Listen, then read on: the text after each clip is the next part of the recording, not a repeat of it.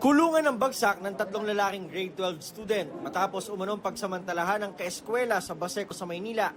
Ang biktima, 16 anyos na babaeng grade 11 student. Ayon sa Baseco Police, kachat ng biktima ang isa sa mga sospek na nagyaya umano ng inuman. Nag-start to sila ng around 11 p.m. April 6. And then natapos ng mga around 2 o'clock,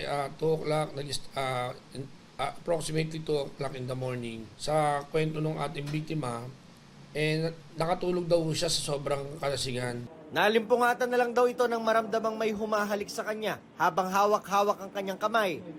Salitan daw siyang hinalay ng mga sospek. Nang mapansing tulog na ang mga sospek dahil sa kalasingan, ay dito na raw tumakas ang biktima.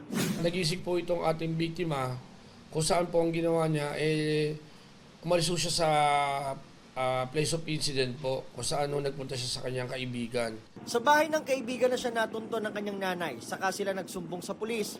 Agad nahuli ang mga sospek matapos magkasa ng follow-up operations. Tumanggi magpaliwanag ang mga sospek na nakakulong ngayon sa Baseco Police Station dahil sa kasong rape.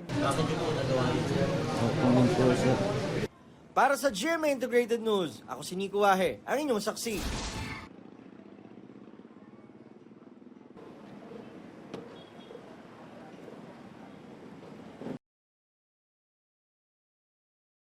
Mga kapuso, maging una sa saksi. Mag-subscribe sa GMA Integrated News sa YouTube para sa iba't ibang balita.